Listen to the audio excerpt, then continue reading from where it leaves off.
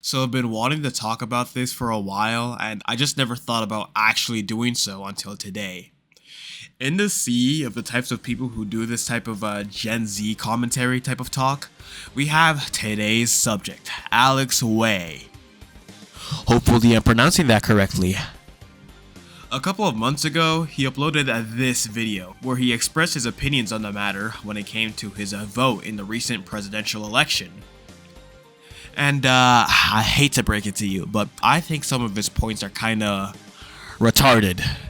I don't mean to come off as some bitter guy running a channel with a single digit of subscribers punching up just to get my numbers up from some easy controversy farming. And it's nothing personal. He's probably a great guy in the real world who I don't know, feeds homeless children, and yeah. Also, fair warning to you who actually like his content, I am not going to be too nice. Now, I think it's important to say that this commentary is derived from a grand total of 3 watch-throughs of the video. The first time I watched this video, my intention was to figure out why younger males voted so hard for the right. Okay, I already knew some of the reasons why, but at that time, I was just interested in hearing another person's perspective on why this was the case. Another thing I should say is I go watch the original video. I want this one to be more of a raw commentary, and I think I'm gonna do a lot of paraphrasing here. Some things will be taken out of context to keep this video under maybe 15 minutes, I don't know. So yeah, without further ado, this is my reaction. First off, after saying a couple of things, he prefaces the video with this. It's not for the people who want to stay in their bubble. It's for the people out there who actually have some level of critical thinking and questioning ability, and the ability to listen, to hear out someone without immediately putting a label on them. Saying, use your critical thinking skills as a subliminal insult to the people who are instantly gonna write you off is crazy. It's crazy, dude. Now, don't get it twisted, there is indeed a type of person who just comments autistic things on someone's video out of emotion without even hearing them out. And if you're one of those people, you just lack intelligence. Emotionally and practically, you're just a fucking autist. But the way this guy speaks of critical thinking is less of what it actually is, you know, the ability to think hard about something, and more of a way to validate his opinion by playing the all anti-Trump people are just over-emotional dumbass retards card. Because believe me, everything I'm about to spit is mostly the result of critical thinking. He then goes on mentioning the stereotypes that the less mentally blessed of our society might put onto him, which, I can't lie, are true. Look at this person and tell me that you see a racist, and I'll tell you that you're an idiot sandwich. After that, he then goes on to explain the headspace and position that he and who he believes to be a lot of his demographic were in at the time. An overwhelming amount of young people, especially young men, felt politically homeless at the time because we didn't trust the Democrats, the ones who were in power at the time. I very well do want to believe you did use your critical thinking skills to vote the way you said you did in the past election. A wee little problem though, you're just a bit of an idiot.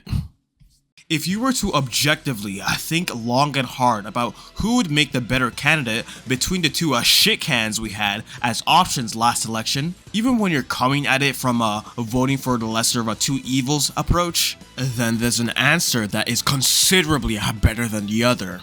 You have one side saying its truths, that they're gonna make sure to spend a large amount of the nation's money to deport a massive subsection of the population for the only reason that members of said population screwed over their figurehead a long time ago.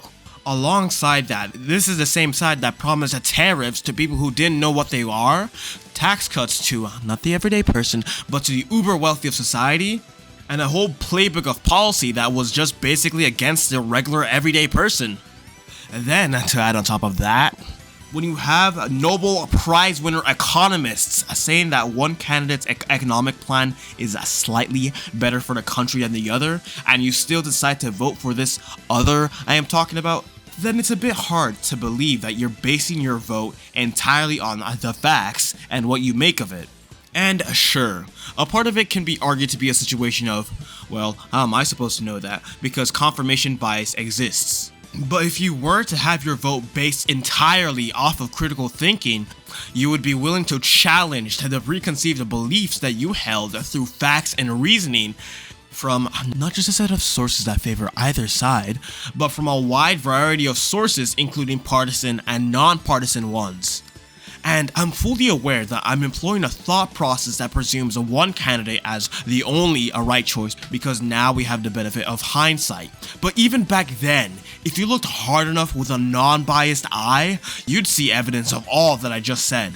It's not like Obama versus Romney or Reagan versus Mondale, where things were all civilized. Both sides are doing monkey logic and throwing civility out of the window. Which leads me to an epiphany I have about this guy. This guy is not the centrist independent he is talking about. A Gen Z independent. He has his biases, which isn't necessarily a bad thing, even if they're towards Trump. But what I'm leading to is this. Because of these biases, despite him meandering on and purely yapping about critical thinking skills and using your brain, his vote was almost entirely based off of emotion and not the rational thinking he's claiming it was. Which, to me at least, is a whole lot different conversation. And then he brings up the whole woke thing. Look, I get it. The thing that people describe as wokeism, even though the term itself is shitty and it describes a vibe more than an actual phenomenon, is nothing but pure retardation, and honestly it's just some first world pussy shit.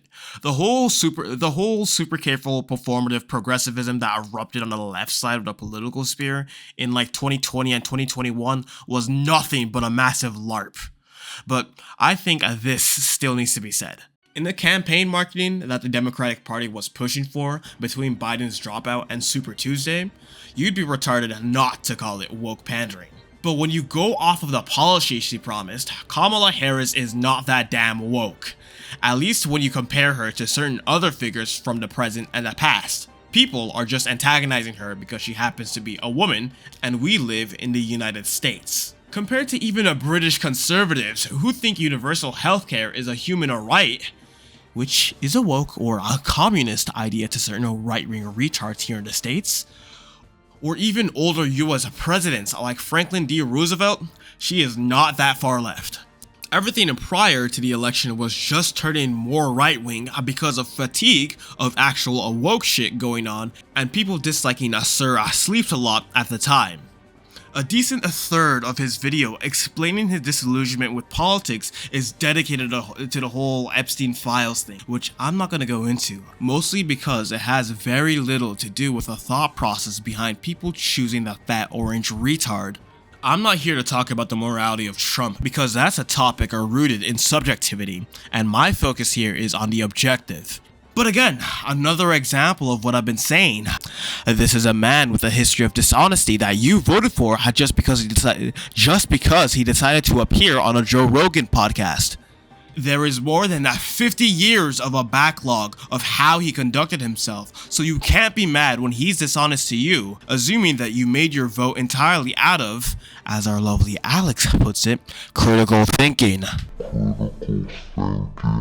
And then you want to go ahead and pull this, oh my god, the Republicans have betrayed us, young men are in crisis. It's only going to make more people who have any distance from being a straight white male antagonize young males as a whole even more. If I was a young woman, setting aside emotion and using objective facts, I would have a good reason to distrust a large portion of the men in my age bracket because, though it's not everyone, there is a subsection of these boys that voted for Trump purely to spite the progressive causes that most women tend to support. It would just make sense for me to antagonize them as insecure, dangerous men who want to deal with their feelings by taking away my rights. The life satisfaction of young males in the country is going to matter very little when people are living in fear of their families being torn apart at the drop of a hat. Which all just sucks because, despite the type of language I've been using in this video, I actually agree with a lot of the issue this guy talks about in his other videos. I do agree that young men are indeed struggling with getting their shit together because the economy has changed and billion-dollar companies simply don't have any reason to use young men anymore. Dating isn't in its best shape because billion-dollar corporations have found a way to profit off of commercializing dating, among other things. Being a young male in today's age is not at all easy, and it's for that reason that it's honestly frustrating that this guy feigns ignorance of the implications of his votes and those of the many in his demographic. Now, I'm not a big Kamala-tard because, believe it or not, I do get sick of race play, LARPing, and identity politics being shoved up my ass. But when you're living in a world where you can get abducted and taken from your family because your skin color is too dark, where DEI is essentially as good as saying a nigger, and where you see the price of a bag of Takis actively arise because a demographic of people don't know what a tariff is, then I'm reminded of the reason why identity politics is a thing in the first place, and I can't really blame the retards who are into that. At the very end of the day, all politicians are grifters. Believe it or not, there was a time that Democrats believed that being homosexual was wrong. The Obamas. I believe that marriage is between a man and a woman. The Clintons. But a sacred bond between a man and a woman. The Bidens. Marriage is between a man and a woman, and states must respect that. There was also a time when Republicans had a reasonable stance on immigration. Ronald Reagan. But anyone from any corner of the earth can come to live in America and become an American. George H.W. Bush. Even to an extent, George W. Bush. One is isolationism, and its evil twin protectionism, and its evil triplet nativism. Though you do have to cut the last one some slack because of the whole thing that happened on Osama's favorite day, but it's only when the climate of the party's voter base shifts that the political narrative has shifted all of a sudden too. All of a sudden, the Democrats are this pro-LGBTQ party, and all of a sudden, Republicans are this anti-immigration, super bigoted, overtly pro-degenerate capitalist party. And this isn't a one-note case. This type of thing has happened throughout all of American history. But maybe if this guy paid a little bit more attention in AP US history or whatever, he wouldn't be saying all this critical thinking bullshit. But I guess he has an excuse not to know even an inkling of what I just said because, oh duh, I have a penis. I cannot learn in this feminized classroom because all these textbooks I'm touching are dripping with estrogen.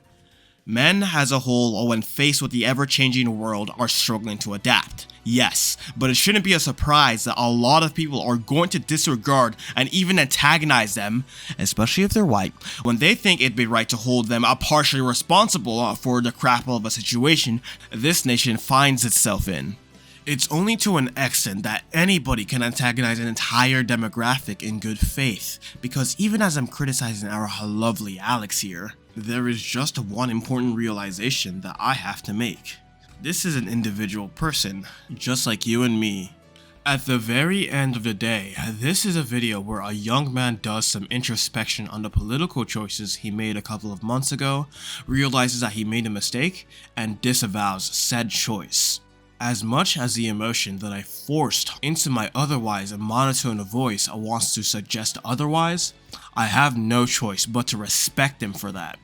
Respect him for the reason that, at least to a degree, he's one of the few people on this platform being authentic and transparent in the content that he makes.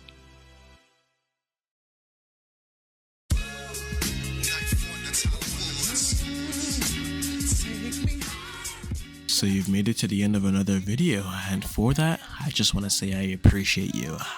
I'm still figuring out this entire YouTube thing, and that clearly, even like after 4 to 5 months, I haven't been so successful. So, if you don't mind, drop a like, give me a kiss, and yeah. Subscribe if you want to hear more of my unabashed opinions on the world and interwebs. Or drop a dislike if you hate my guts, I clearly don't mind, and give me a kiss, and yeah.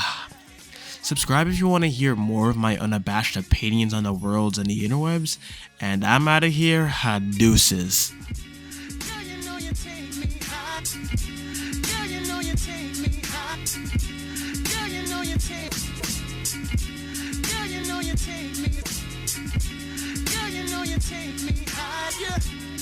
You're so candy sweet. I climb the highest mountains with my